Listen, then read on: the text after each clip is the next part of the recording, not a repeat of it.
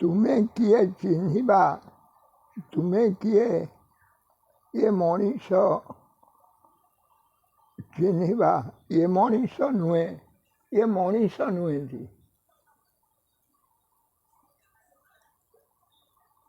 ଏ ମଣିଷ ନୁହନ୍ତି, ମନୁଷ୍ୟ ଚିହ୍ନିଛନ୍ତି ତ? ବାବା ଏଇଟା ଗୋଟେ ମଣିଷ। ମଣିଷ କିଏ କହନି? ମଣିଷ ଯେତେ ଜୀବଜନ୍ତୁ ପଶୁ ପକ୍ଷୀ ଦୁର୍ନୀତି ଯେତକ କରୁଛନ୍ତି, ଏଇଗୁଡ଼ା ଗଞ୍ଜେଇ ମଦ ନିଶା ଖାଇକି ମାତାଲ ହେଉଛନ୍ତି, ଏଇଗୁଡ଼ା ହେଉଛନ୍ତି ମଣିଷ ବାବା। ପଶୁ ପକ୍ଷୀ ଜୀବଜନ୍ତୁ ମାରିକି ଖାଉଛନ୍ତି, ଏଗୁଡ଼ା ହେଉଛନ୍ତି ମଣିଷ ହେତୁବାଦୀ। ମଣିଷ ତା ଭିତରେ ମନୁଷ୍ୟ ଅଛନ୍ତି। ମନୁଷ୍ୟ ସବୁ ଚିହ୍ନୁଛନ୍ତି, ଜାଣୁଛନ୍ତି। ପୂର୍ବେ ତୁମ ସଙ୍ଗେ ସାଙ୍ଗ ଥିଲି ପ୍ରଭୁ, ଏବେ ବି ସେ ସାଙ୍ଗ ଅଛି। ତୁମେ ପରା ଭକ୍ତ, ଭାଇ ବନ୍ଧୁ ସାଥୀ, ସାଙ୍ଗ ମୁଁ ବୋଲି ଜାଣିଛି। ଜାଣିଲୁ ନା?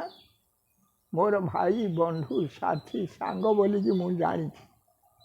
କାରଣ ଯେତେବେଳେ ଯେଉଁ ରୂପରେ ଡାକିଲେ ପ୍ରଭୁ ତୁମେ ଉପସ୍ଥିତ ହୁଅ। ସାକ୍ଷ୍ୟ ଲକ୍ଷ୍ୟ ପ୍ରତ୍ୟକ୍ଷରେ କାର୍ଯ୍ୟ କରି ପ୍ରଭୁ କ'ଣ କର ନା ତୁମେ ଶାନ୍ତି ବାର୍ତ୍ତା ଦେଉଥାଅ। ମୁଁ ଯେତେବେଳେ ଡାକିବି ଜାଣିଲୁ ନା ରେ, ସେତେବେଳେ ସିଏ ମୋ ପାଖକୁ ଆସିଯିବେ। କାରଣ ମୁଁ ଦେଖେ ଶୁଦ୍ଧ ଖାଦ୍ୟ ଖାଅ, ଶୁଦ୍ଧ କଥା କୁହ। ଶୁଦ୍ଧ ଖାଦ୍ୟ ଖାଇଲେ, ଶୁଦ୍ଧ କଥା କହିଲେ ସେଇ ସମୟଟା ଆସିଯିବ। ସେଥିଲାଗି କହିଛି ଯେତେ ଜ୍ଞାନୀ ଧ୍ୟାନୀ ବୈଜ୍ଞାନିକ ପଣ୍ଡିତ, ଯେତେ ଜ୍ଞାନୀ ଧ୍ୟାନୀ ବୈଜ୍ଞାନିକ ଗବେଷଣା କରୁଛନ୍ତି, ଯେତକ ଗବେଷଣା କରୁଛନ୍ତି ଯେତକ କାରି, ତୋର ଆଦ୍ୟ ଅନ୍ତ ନ ପାଇଲେ କେହି ସାରା ବିଶ୍ୱ ଘୂରି ଘୂରି। ଇଏ ତୋର ଆଦ୍ୟ ଅନ୍ତ ସେମାନେ କେହି ପାଇପାରି ନାହାନ୍ତି କି ପାଇପାରିବେ ନାହିଁ। ପାଇପାରିବେ କି ରେ? ନାହିଁ। ତୁମେ କିଏ? ତୁମେ କିଏ?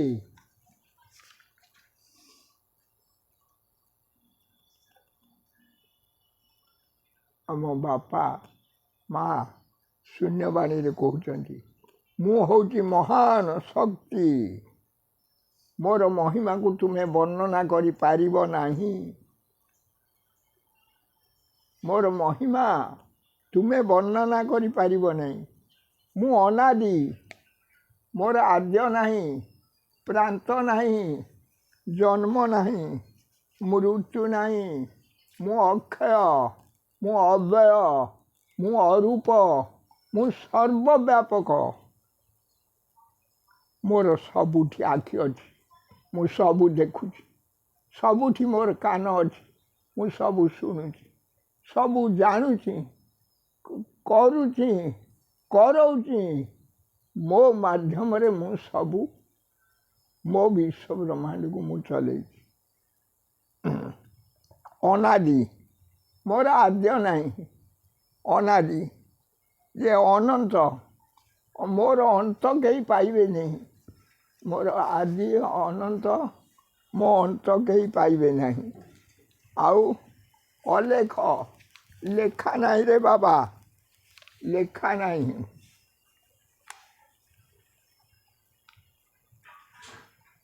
ବିଶ୍ୱଗୁରୁଙ୍କର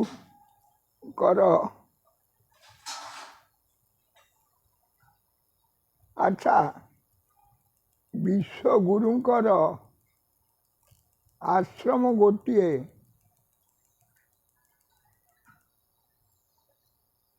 ରହିଛି ଅଛି ଏ ବିଶ୍ୱରେ।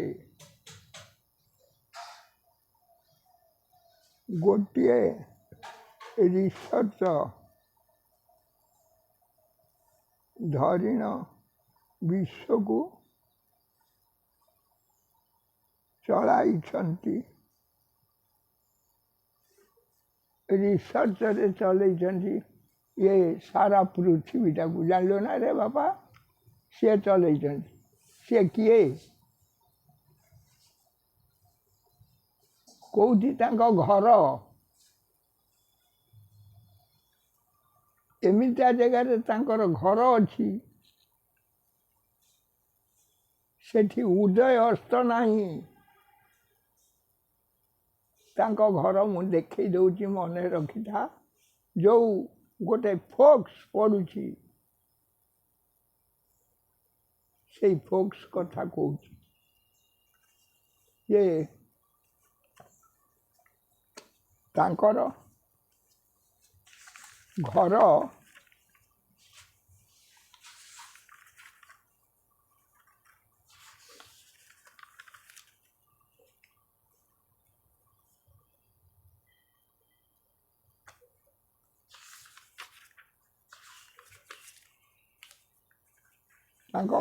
ତାଙ୍କର ଜନ୍ମ ନାହିଁ। ଜାଣିଲ ନା? ତାଙ୍କ ଘରଟାକୁ ଜାଣିବାକୁ ଚାହୁଁଛ, ଜାଣ। କାହିଁକି ନା ସେ ଯେଉଁଠି ଅଛନ୍ତି ସେଠି ଉଦୟ ଅସ୍ତେ ନାହିଁ ରେ, ଶୂନ୍ୟ ଦେହି ଅଛ ଉଦୟ ହୋଇ। ଜନ୍ମ ନାହିଁ ସେଠି, ମୃତ୍ୟୁ ହୁଏ ନା।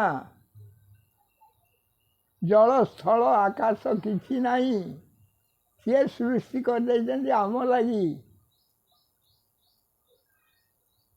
ଏମିତି ଆଶ୍ରମ ଗୋଟିଏ ଅଛି, ସେ ଆଶ୍ରମ ଭିତରେ ସେ ନିରୋଳ ଭାବରେ ବିଶ୍ୱଟାକୁ ଚଳେଇଛନ୍ତି ରେ ବାପା। କଜି ନିଗମ ସଂସାର ପଥ ଅତି ଅଜଣା, ବାଟ ହୁଡ଼ିଲେ ବାଟ ହୋଇବୁ ବଣା। ଥରେ ଭୁଲି ଗଲୁ କିରେ ମା ଗରବେ, ନହେଜିଲୁ ଗୁରୁବାଣୀ ମତ ଗରବେ। ଜ୍ଞାନ ନେତ୍ରକୁ ଖୋଲ, ଦୂରକୁ ଅନା, ଆଉ ପଛୁକୁ ଅନା ନା। ତେବେ ଯାଇକି ସହଜରେ ପାଇଯିବୁ ବାପା। ଆଉ କହିଛି ମନୁଷ୍ୟ ଜୀବନ ଇଏ ଏକମାତ୍ର ଯେଉଁ ଆମର ପ୍ରଜାପିତା ବ୍ରହ୍ମ କୁମାର କୁମାରୀ ମାନେ ଯେଉଁ ଧ୍ୟାନ କରୁଛନ୍ତି,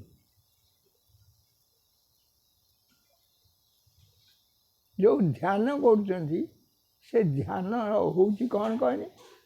ସୂର୍ଯ୍ୟଙ୍କୁ ଯଦି ତୁମେ ପଢ଼ି ବିଦ୍ୟା ନୁହେଁ, ଜାଣିଲୁ ନା ବାପା? ପଢ଼ି ବିଦ୍ୟା ନୁହେଁ, ଅର୍ଜି ଧନ ନୁହେଁ। ଯଦି ସଦ୍ବ୍ୟବହାର ନ କରେ, ପାଠ ଗୁରେ ପଢ଼ି ଦେଇଛ ବାବା, ସେଥିରେ କିଛି ମୂଲ୍ୟ ନାହିଁ। ଯଦି ତାକୁ ସଦ୍ବ୍ୟବହାର ନ କରିପାରିଲ, ସେ ପଢ଼ାରେ, ସେ ଧନ ରୋଜଗାରରେ କିଛି ମୂଲ୍ୟ ନାହିଁ ଲୋ ବାପା। ସରିଗଲା।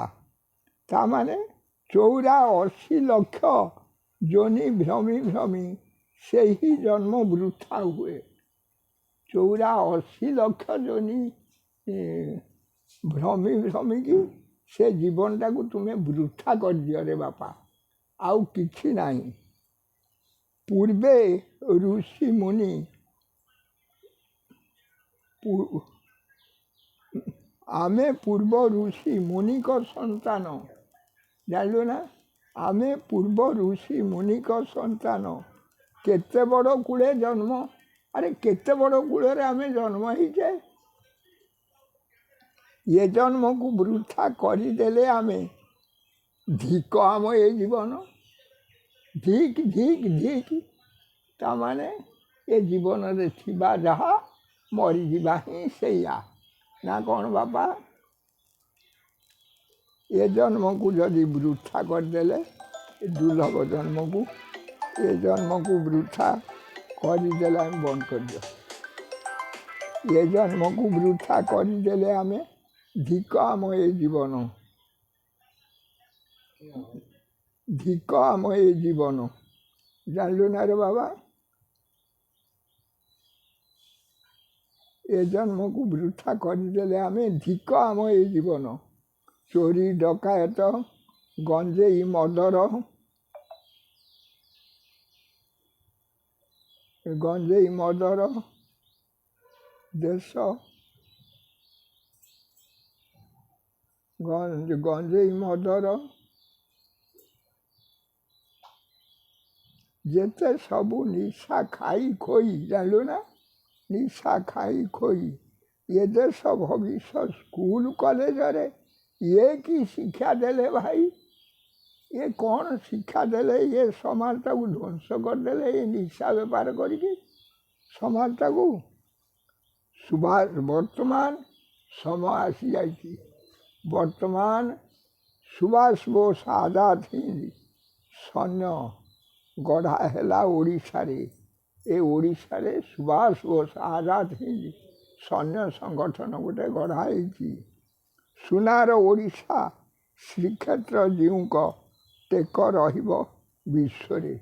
ଏ ସାରା ବିଶ୍ୱରେ ଏ ଆଙ୍କର ଟେକ ରଖ ନା କ'ଣ? ଆମେ ଛାତ୍ରଛାତ୍ରୀ, ଏ ଯୁବ ସମାଜ, ମା ଭାଇ ଭଉଣୀ ସବୁ 2027 ସତ୍ୟଯୁଗ ସ୍ୱାଗତ ଆହ୍ୱାନ ଦେବୁ।